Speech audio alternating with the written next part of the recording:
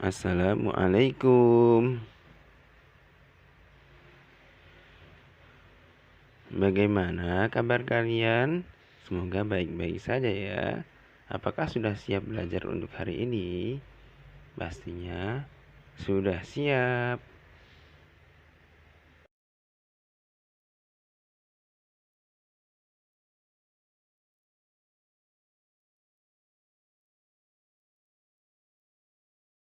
Oke, di bab 1 kita akan belajar tentang Al-Quran dan hadis adalah pedoman hidupku.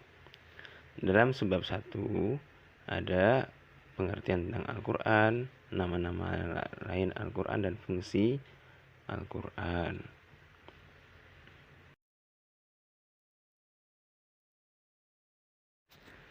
Dalam sebab 1 kita akan belajar tentang Al-Quran. Pengertiannya adalah Al-Quran berasal dari kata kerja qara'a yang berarti membaca, dan kata dasarnya adalah Al-Quran yang berarti bacaan. Secara istilah, para ulama memberikan pengertian bahwa Al-Quran adalah kalamullah yang menjadi mukjizat yang diturunkan ke dalam hati Nabi Muhammad SAW, diriwayatkan kepada kita secara mutawatir, dan membacanya dinilai sebagai ibadah. Al-Quran dengan makna bacaan dinyatakan oleh Allah Subhanahu wa Ta'ala dalam beberapa ayat, antara lain di dalam surat Al-Baqarah ayat 185. Syahrul Ramadan alladzi unzila fihi al-Qur'an hudal linnas wa bayyinatin minal huda wal furqan. Beberapa hari yang ditentukan itu ialah bulan Ramadan, bulan yang di dalamnya diturunkan permulaan Al-Quran sebagai petunjuk bagi manusia dan penjelasan-penjelasan mengenai petunjuk itu dan pembeda antara yang baik dan yang batil. Dan ada surat Al-Hijr ayat 87 yang berbunyi, walaqad atainaka sab'am minal mathani wal qur'anal azim. Dan sesungguhnya kami telah memberikan kepadamu 7 ayat yang dibaca berulang-ulang dan Al-Quran yang agung. Quran surat Al-Hijr ayat 87.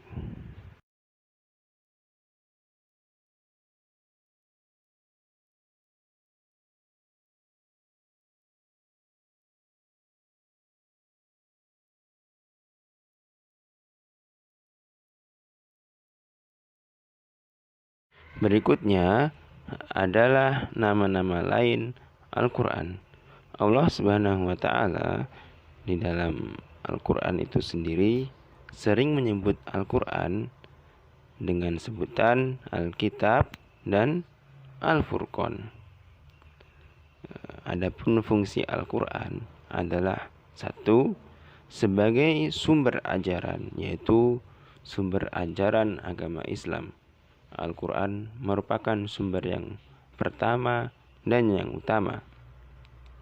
Yang kedua, sebagai konfirmasi dan informasi terhadap hal-hal yang tidak dapat diketahui oleh akal. Karena Al-Quran memberikan kabar-kabar baik yang fisik dan yang metafisik. Kemudian yang ketiga, yaitu petunjuk hidup manusia ke jalan yang lurus tentang berbagai hal.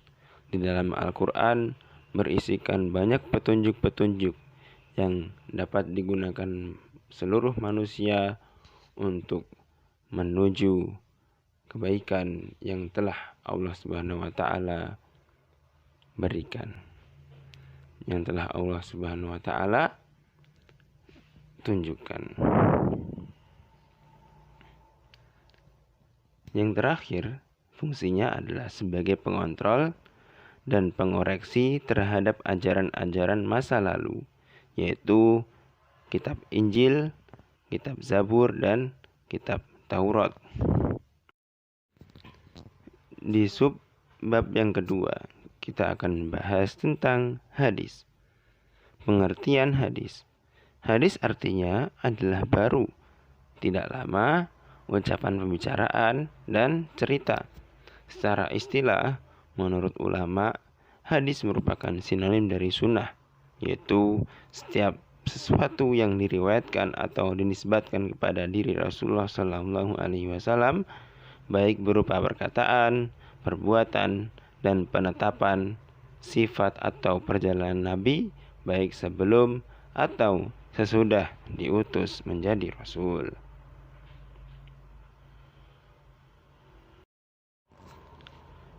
Fungsi hadis terhadap Al-Quran ada 4. Yang pertama, sebagai yang menguatkan atau mengukuhkan dan menegaskan hukum yang terdapat dalam Al-Quran. Contohnya adalah seperti perintah puasa. Yang kedua, sebagai pengurai yang menjelaskan dan merincikan ayat yang global, seperti perintah melaksanakan sholat. Di dalam Al-Quran tidak terdapat tata cara sholat, namun di dalam Al-Quran hanya ada perintah melaksanakan sholat.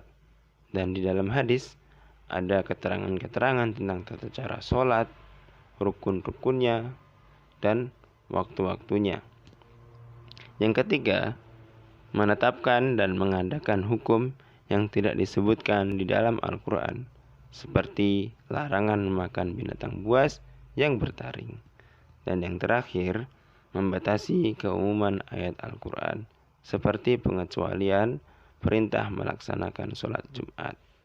Di dalam Al-Quran ada perintah melaksanakan sholat Jumat, namun di dalam hadis ada pengecualiannya, yaitu untuk orang-orang yang tidak diwajibkan melaksanakan sholat Jumat, seperti wanita, orang yang musafir, kemudian budak.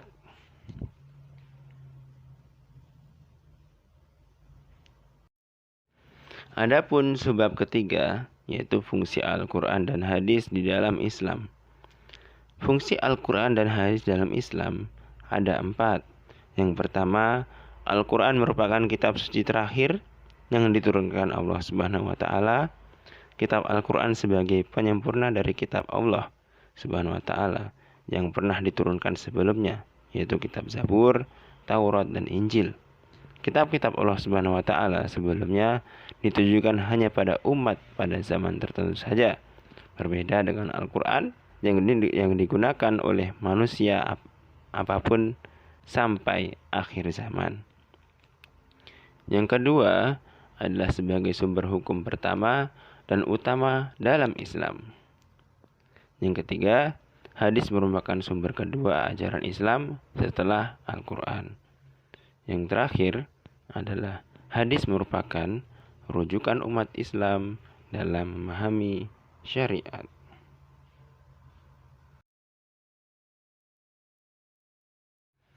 Oke, itulah pengetahuan kita tentang Al-Quran dan hadis, yang mana kedua tersebut berfungsi sebagai pedoman hidup kita, terutama kita yang menyandang gelar sebagai seorang muslim.